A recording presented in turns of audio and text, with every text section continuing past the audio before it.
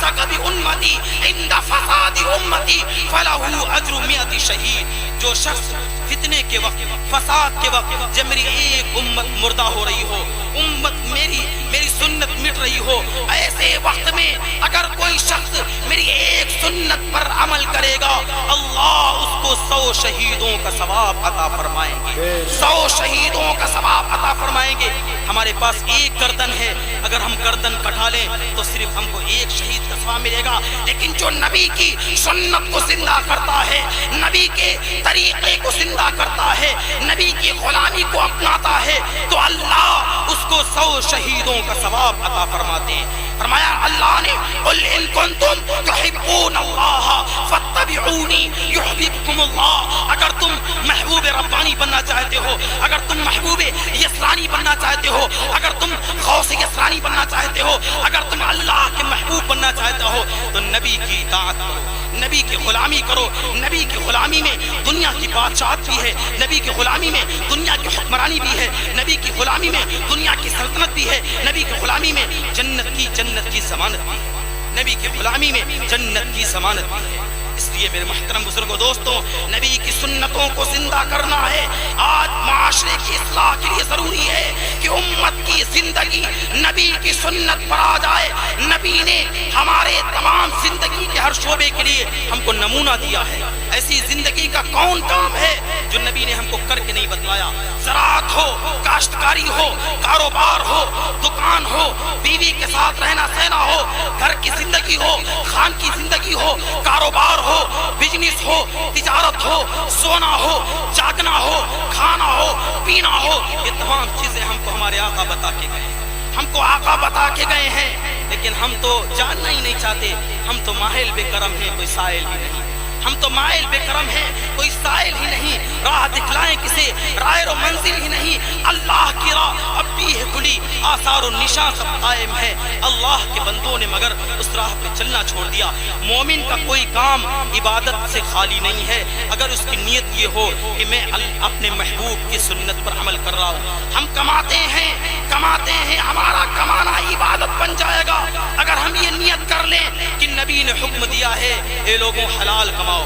नबी ने फरमाया ताजिरुल अमीन मअ सिद्दीकीन वशुहदा वस्सालिहीन। अमानतदार ताजिर, अमानतदार तिजारत करने वाला, अमानतदार बिजनेसमैन क़यामत के दिन सिद्दीकीन और शुहदा की सफ में खड़ा किया जाएगा। सिद्दीकीन और शुहदा के सफ में खड़ा किया जाएगा। तो अगर हम इस नियत से तिजारत करें कि अल्लाह के नबी ने हमें हलाल कमाने का हुक्म दिया है, तो हमारा कमाना इबादत बन जाएगा, हमारा तराजू से तौलना इबादत बन जाएगा, हमारा ग्राहक से बात करना इबादत बन जाएगा, हमारा कस्टमर से बात करना इबादत बन जाएगा, हमारा दुकान पे बैठना इबादत बन जाएगा। हम कस्टमर से भाव ताव कर रहे होंगे, लेकिन फरिश्ते हमारे हक में नेकी लिख रहे होंगे, फरिश्ते हमारे हक में नेकी लिख रहे होंगे। अगर हमारा खाना नबी की सुन्नत के मुताबिक हो, यकीनन हमारा खाना भी इबादत बन जाएगा। अगर हमारा सोना नबी की सुन्नत के मुताबिक हो, तो हमारा सोना भी इबादत बन जाएगा। अगर हमारी घरेलू जिंदगी नबी की सुन्नत के मुताबिक हो, तो हमारी घरेलू जिंदगी सुन्नत और इबादत बन जाएगी। इसलिए मेरे मुहतरम बुजुर्गों, दोस्तों, इस सीरत का और इस जलसे का पैगाम सिर्फ ये नहीं है कि हम जलसे जुलूस कर लें और नबी के इश्क में नारे लगा दें और नबी के इश्क में खूब रात भर जलसा सुनने के बाद और खूब जो है सुबहान अल्लाह अल्हम्दुलिल्लाह, शायर जब शेर पढ़े तो खूब जो है सुबहान अल्लाह अल्हम्दुलिल्लाह की दाद देते रहें। लेकिन जब मामला सुन्नत का आए तो सुन्नत को फौरन हम जूते की नोक की तरह टुकरा दें।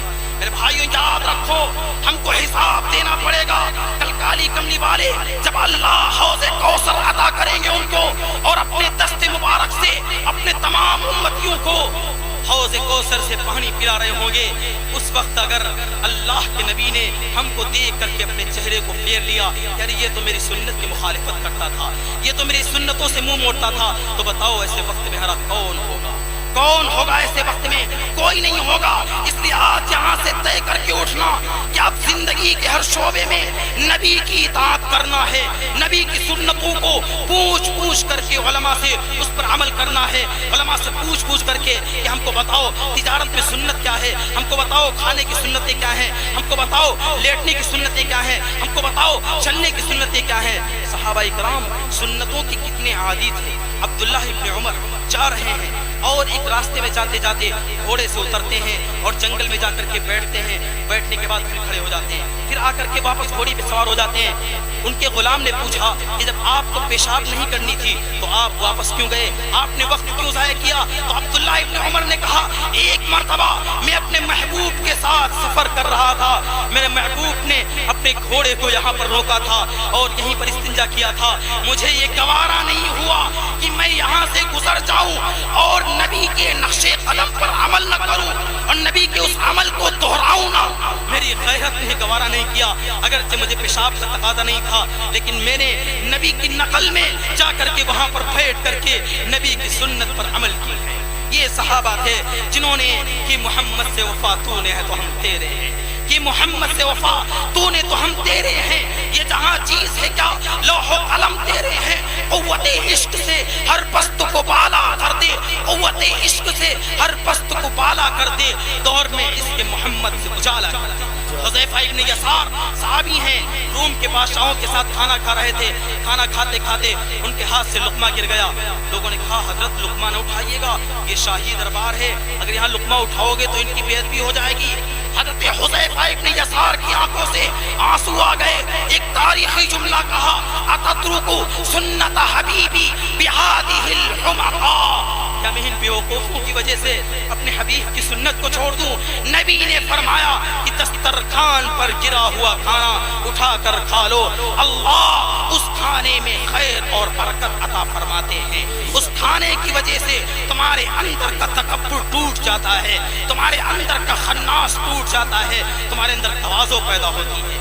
اس لیے آج یہاں سے طے کرتے اٹھنا کہ زندگی کے ہر شعبے میں کاروبار ہو، تجارت ہو، دکانداری ہو، کھانا ہو، سونا ہو، لیٹنا ہو، اٹھنا ہو، بیٹھنا ہو، بال بچوں کے ساتھ رہنا سہنا ہو، بیوی بچوں کے ساتھ زندگی گزارنی ہو، گھر میں داخل ہونا ہو، مسجد میں زندگی گزارنی ہو، آپس میں ایک دوسرے سے ملاقات کرنا ہو، ان تمام چیزوں میں نبی کی سنتوں پر عمل کریں گے نہیں کریں گے انشاءاللہ۔ اللہ تعالی ہم سب کو کہنے سننے سے زیادہ عمل کی توفیق عطا فرمائے۔ وآخر دعوانا الحمدللہ رب العالمین۔